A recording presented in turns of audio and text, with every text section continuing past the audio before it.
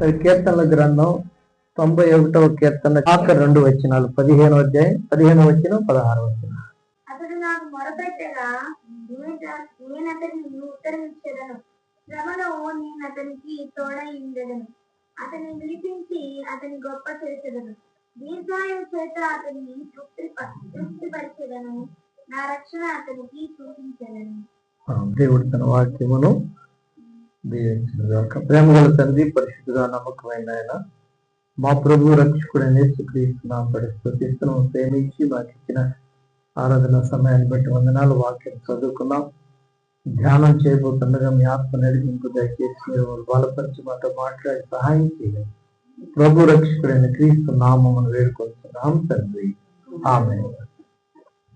దేవుని నామమునకు మహిమ కలుగును గాక. ప్రభు అయిన యేసుక్రీస్తు నామం పేరట మనకందరికీ దేవుని సమాధానం కలుగునని కోరుకుంటూ, కీర్తనల గ్రంథం 91వ కీర్తన చాలా ఆదరణనిచ్చే కీర్తన, భద్రతను తెలియజేసే కీర్తన, దేవుని యొక్క సర్వశక్తి చాలా స్వభావాన్ని తెలియజేసేది.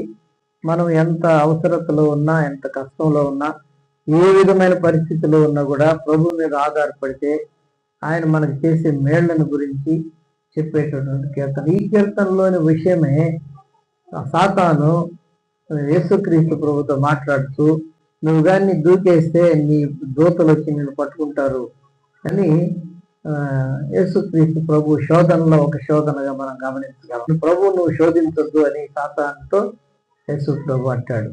కాబట్టి దేవుడు తన యొక్క స్వభావ లక్షణాలని, మానవుల తనకున్నటువంటి ప్రేమని, కనికిరాన్ని, కృపని ఆయన మన ఏళ్ళు చూపుతున్నటువంటి కంటిన్యూటీ ఆఫ్ లవ్, అంటే నిరంతరము కొనసాగుతున్నటువంటి ఆ ప్రేమ మనకి దీంట్లో తప్పకుండా కనిపిస్తుంది.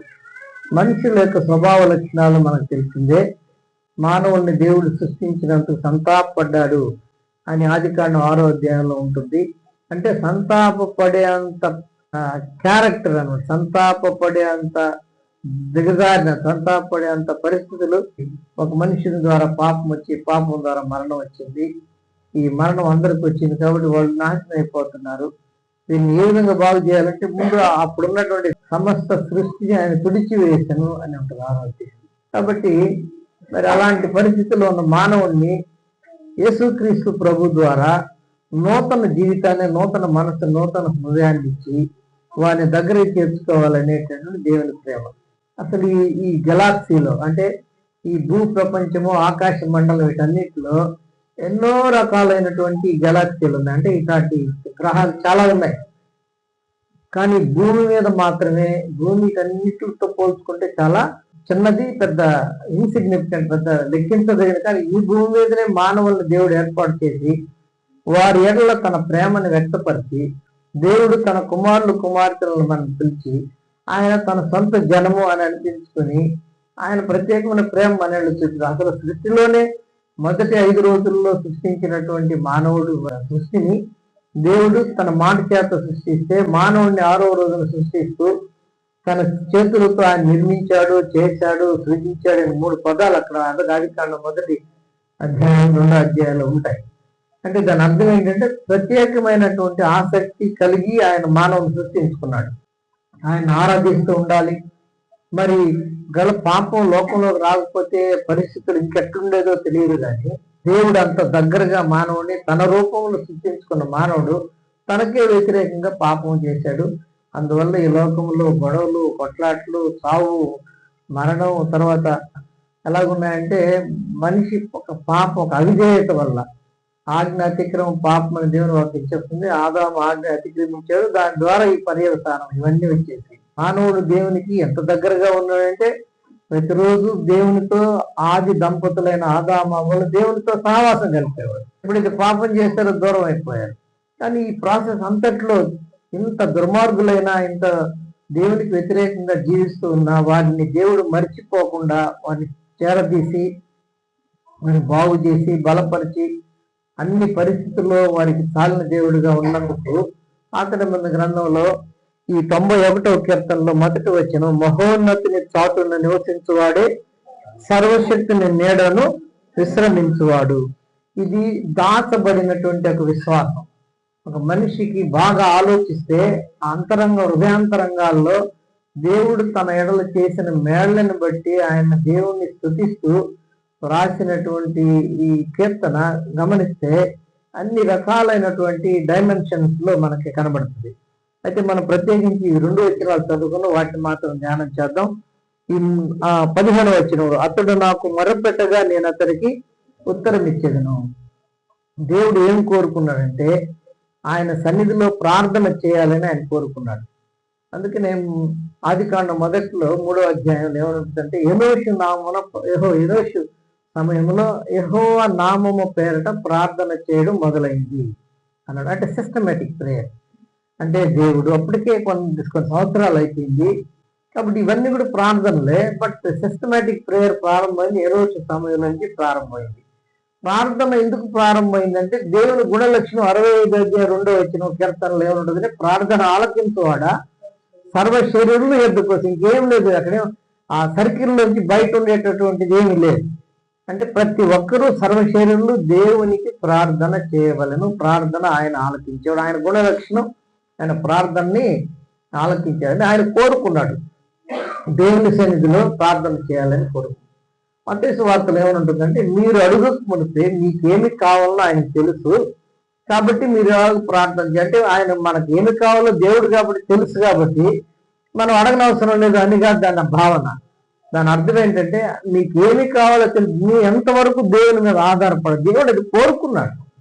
మనం దేవుని మీద ఆధారపడడం అనేది కోరుకున్నాడు. ఉదయకాలం అందుకే 2వ అధ్యాయంలో నేను వేకుమని లేచి నీ సన్నిధిలో నా ప్రార్థనతో నేను వేచి ఉందను, సిద్ధపడిందో కాచుకొనిందని దావీదు గారు మాట్లాడతారు. అంటే ఏమి కోరుకున్నారు దేవుని యొక్క దావీదు మనసంతా ఎక్కువ భాగం దేవునికి ప్రార్థన చేయడం, దేవాలయంలో ఉండడం, దేవుని సన్నిధిలో సమయం గడపడం అతని మనసంతా. అందుకే 122 కీర్తన ఏమంటారు, యెహోవా మందిరమునకు వెళుదమని జనులు నాతో అన్నప్పుడు నేను సంతోషించానంటాడు. ఆయన మనసంతా దేవాలయం దేవుని సన్నిధి అక్కడ ఉంటుంది అని ఆయన ఎంతో ఇష్టపడ్డాడు అనమాట. అంటే ఆ భావనతో రాసినటువంటి మాట.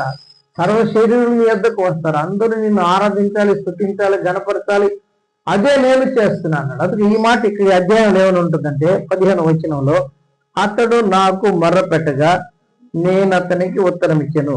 అతడు అంటే ఆయన్ని ప్రేమించేవాడు. ఆయన ప్రేమించేవాడు ఏంటంటే ఆయన ఆజ్ఞలు గైకుంటాడు. 14వ అధ్యాయం యోహాను సువార్తలో నన్ను ప్రేమించేవాడు నా ఆజ్ఞలు గైకుంటాడు.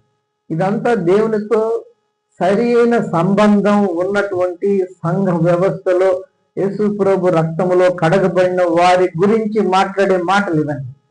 కాబట్టి మనం ప్రభు రక్తంలో కడగబడిన బిడ్డలంగా మన యొక్క డ్యూటీ ఏంటంటే మనం దేవునితో ఆ సంబంధాన్ని ఎప్పుడు కలిగి ఉండాలి. మన చుట్టూ ఉన్న నేబర్స్ సంఘము మనకి చాలా దగ్గరని మనం ఫీల్ అవుతాం. ఎందుకంటే అది మన హృదయంలో భావన. అందుకే దేవుడు ఏం కోరుకున్నాడంటే అతడు నాకు మొరపెట్టగా నేను అతనికి అతడు మొరపెట్టాలి. మనం మనము ఈ సంబంధం కలిగి ఉండాలి. ఒక విధంగా మనం చెప్తే యేసు ప్రభు రక్తములు కడిగి క్రైస్తవులు ఎవరంటే క్రీస్తు రక్తంలో పాపములను కడిగి ఆయన ఎందు విశ్వాసం ఉంచిన వారని మనం దేవుని వాక్యం చెప్తుంది. కాబట్టి ప్రభు రక్తంలో కనపడిన వారము మనకు ఎవరితో రిలేషన్షిప్ ఉంది? దేవునితో రిలేషన్షిప్. దేవునితో రిలేషన్షిప్ ఉన్న నాకు చెప్పాం కదా, బంధువులు అనేవాడు వారితో రెగ్యులారిటీ ఆ ఫెసిలిటీ ఉండాలి. అందుకే ఇక్కడ నేను అతను నాకు మొరపెట్టగా నేను అతనికి ఉత్తరం ఇచ్చేదను. ఇర్మియా గ్రంథం 33వ అధ్యాయం 3వ వచనంలో ఏముంటుంది, నాకు మొరపెట్టు నేను నీకు ఆ ఉత్తరం ఇస్తాను. అందుకే ఎక్కువ నేను చెప్తానంటే దేవునికి ఉన్న ఫోన్ నెంబర్ ఏంటంటే ఇర్మియా గ్రంథం 33:3 అంటారంటే ఆయన అడిగితే ఆయన ఇచ్చే దేవుడు. అడిగి నువ్వు నాతో మాట్లాడద్దు, నువ్వు నా దగ్గరకు రావద్దు, నన్ను అసలు ప్రార్థన చేయొద్దు అన్న సందర్భాలు దేవుని వాక్యంలో ఎక్కడ కూడా లేవు. ఎంత దుర్మార్గుడైన ప్రార్థన చేస్తే ఇమ్మీడియట్ గా ఆయనకి ఆన్సర్ ఇస్తున్నాడు. ఆ ప్రార్థనలో ఏముండాలంటే ప్రార్థనలో కొన్ని క్వాలిటీస్ ఉన్నాయి. ముందు మనం దేవుణ్ణి ఆరాధిస్తూ ఆయన ఘనపరుస్తూ ఆయన్ని ప్రార్థన చేస్తూ ఉండగా మన యొక్క పొరపాట్లు, తప్పులు, అపరాధాలు దేవుని సన్నిధిలో ఏం చేయాలి? ఒప్పుకోవాలి. ఇమీడియట్ ఆయన్ని ఘనపరుస్తూ కొనియాడుతూ పొగిడి ఇమీడియట్ గా ఏం చేయాలి? మనం ఆయన సన్నిధిలో మనం నిలిచేదానికి అర్హులము కాదు. మన చూపులు, తలంపులు, మాటల్లో ఉదాహరణకి చెప్తారు, తల్లిదండ్రులు బిడ్డల్ని దండించడం న్యాయము, చేయాలి, చేయకపోతే ఏమవుతుంది, బిడ్డలు చెడిపోతారు. ఏమని తిడతావు, బుద్ధి లేదు అంటే మాట్లాడేస్తాం, చాలా మాటలు మాట్లాడేస్తాం. కానీ అది కూడా తప్పే దేవుని దృష్టిలో. పవిత్రులమో లేకపోతే ఎందుకు పనికిరాని వాళ్ళు అనేది ఎట్లా కనబడుతుందంటే, యెషయా గ్రంథం 1వ అధ్యాయంలో ఇశ్రాయేలుని ప్రవక్త అయిన వాడు, ప్రవక్త అనేది యెషయా గారికి చాలా మంచి ప్రవక్త. ఇశ్రాయేలుని ఎంత చక్కగా నడిపించాడు, ఎన్ని విషయాలు వాళ్ళకి తెలియజేశాడు. ఆయన 1వ అధ్యాయంలో ఇశ్రాయేల్ చేసే పనులను బట్టి వారిని ఖండన చేస్తూ, మీకు ఇశ్రాయేల్కి అసలు మీకు అసలు ఎంత మాత్రం సిగ్గులేదు, మీరు చెరుపు చేయి పిల్లలు, దుష్ట సంతానము, ఎద్దు తన కామంను నెరుగును, గాడిద తన సొంతమాని జరుగు, కంపారిజన్ జంతువు పోల్చాడు, ఎద్దుతో జంతువులతో పోల్చాడు, అవి బెటర్ మీకంటే అన్నాడు. ఇది కరెక్ట్ కూడా. మనుషులు ఇమీడియట్ గా మర్చిపోతారు. అదే ఏదైనా ఒక జంతువు, దానికి ఏదైనా పోయిన అన్నం పెట్టండి, లేకపోతే ఏదైనా గడ్డి వేయండి, ఏదైనా ఆవు కాబట్టి జంతువు వేయండి, అది మనల్ని గుర్తుపెట్టుకొని అది మనం అనుసరిస్తుంది, అది తన కృతజ్ఞత ఏదో విధంగా తెలియజేస్తుంది. కాబట్టి ఇది జంతువు లక్ష్యం. కానీ మానవుడు మర్చిపోయేటటువంటి మనస్తత్వం. ఏదో భోజనం పెడితే చెయ్యి ఆరే లోపలే మన మీద వ్యతిరేకంగా ఏదో చేస్తుంటాడంట. కాబట్టి ఇది హ్యూమన్ మైండ్. కాబట్టి ఇట్లా మాట్లాడాడు, ఇది కరెక్టే. అయితే దేవుని సన్నిధి, ఆ సన్నిధిలో దేవుడు ఉండగా ఈయన అక్కడికి వెళ్ళగానే అప్పటికి అతను ఏమర్థమైంది తెలుసా, ప్రవక్త, పరిశుద్ధుడు, అందరికీ వాక్యం చెప్పినవాడు, అందరినీ ఖండెం చేసిన, అందరినీ కరెక్ట్ చేసిన వాడు, చేయగలిగినట్టు అర్హత ఉన్నవాడు. ఆయన అక్కడికి వెళ్ళే తెలుగు ఏమన్నాడు తెలుసా, అయ్యా నేను అపవిత్రులను, అపవిత్రమైన పెదవుల గర్వ వారి మధ్య నివసించువాడను అన్నాడు. తను తాను చూసుకుంటే దేవుని సన్నిధిలో ప్రవక్త అయిన వాడు కూడా దేవుని సన్నిధిలో ఏం ప్రయోజనం. అందుకే అందరూ పాపం చేసి దేవుడు అనుగ్రహించిన మహిమను పొందలేకపోతున్న రోమాపత్రికలో రాయబడింది. కాబట్టి అప్పుడు ఆయన అన్నాడు, నేను ఎప్పుడైతే కన్ఫెషన్ జరిగిందో, దేవుని ప్రేమ ఎలాంటిది, కన్ఫెషన్ ఎప్పుడైతే జరిగిందో 6వ అధ్యాయంలో ఉంటుంది అన్నమాట యెషయా గ్రంథంలో. అప్పుడు కారుతో నిప్పును తెచ్చి పెదవులను తాకి దూత, ఇది నీ పెదవులకు తగిలిన నీ పాపమునకు ప్రాయశ్చిత్తం అని.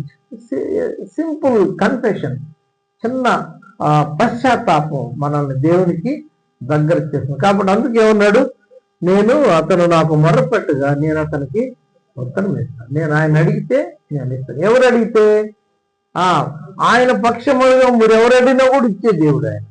అందుకే 2వ అధ్యాయం మార్కు వార్తలో ఏమన్నాడు, యేసు వారి విశ్వాసం చూచి కుమారుడు నీ పాపం క్షమించబడి, అంటే ఆయన వచ్చినటువంటి అది దేవుని సన్నిధిలోకి రావాలి అనేటువంటి భావన అంతర్గతంగా హృదయాన్ని చూసేది దేవుడు.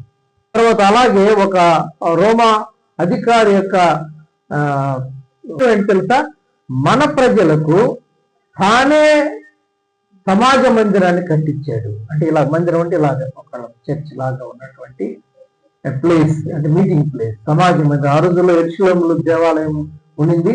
కాబట్టి అక్కడికి అన్ని గ్రామాల వాళ్ళు, అన్ని పట్టణాల వాళ్ళు రోజు ప్రతి శనివారం అప్పుడు విశ్రాంతి వెళ్ళి ఆరాధన జరపలేరు. కాబట్టి లోకల్ గా వాళ్ళు ఏం చేసుకుంటారంటే ఒక చిన్న సమాజ మందిరాలు నిర్మించుకున్నారు, అక్కడ ఆరాధన జరిగాయి.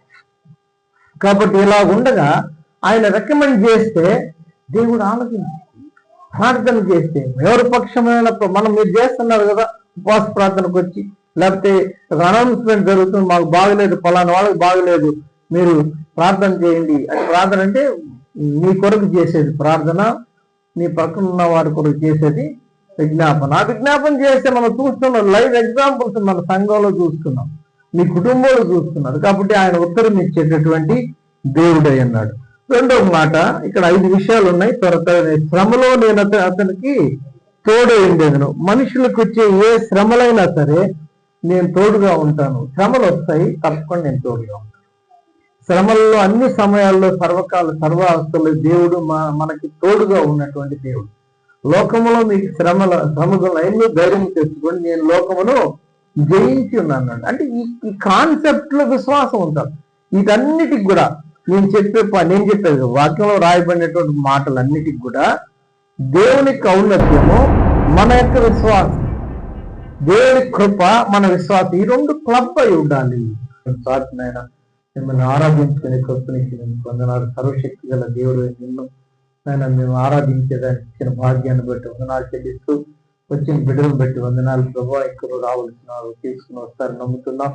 సర్వశక్తి గల దేవుడు ప్రభా మనం ప్రేమించి మాకు ఇచ్చినటువంటి ఆయన మీ రక్షణను బట్టి వందనం. మా ప్రభు యేసుక్రీస్తునందు అపరాధం చేతను పాపం చేతను చచ్చిన వారు మమ్మల్ని ప్రేమించి మాకు ఇచ్చిన రక్షణ కొరకు వందనాలు. మమ్మల్ని సజీవులుగా ఉంచి సర్వశక్తి గల దేవుడు నాయన మిమ్మల్ని స్తుతిస్తున్నాం. వచ్చిన బిడ్డలను బట్టి మేము స్తుతిస్తున్నాం. దాని ఆరాధన మీకు భయంకరంగా ఉంటుందని మేము స్తుతిస్తున్నాం. దాని మహాకాశాలు పడగాల్ని నిజమైన సర్వశక్తి గల దేవుడు ప్రార్థన ఆలకించి దేవుడు మా పాపంలో మా ప్రభు యేసు రక్తంలో కడిగి ఆయన మీ బిడ్డలుగా చేసి పరిశుద్ధపరిచి మీ కుమారులుగా కుమార్తెలుగా కొనసాగింపు చేస్తున్నందుకు వందనాలు చెల్లిస్తూ మీరు మా జీవితాల్లో చేసినటువంటి మేలును బట్టి మేము మీకు ఏం చెల్లించగలం ప్రభా. ఈ సంఘాన్ని బట్టి, సంఘంలో సహవాసాన్ని బట్టి, సంఘంలోని బిడ్డలను బట్టి, కుటుంబాలను బట్టి ఆయన మిమ్మల్ని స్తుతిస్తూ మా ఎడల మీరు చూస్తున్న మీ ప్రేమ కొరకు మీరు మాకు ఇచ్చే రక్షణ పాత్రను చేత పట్టుకుని మా స్తుతి ఆరాధన యేసుక్రీస్తు నామమున సమర్పించి వేడుకొంటున్నాం తండ్రి. ఆమేన్.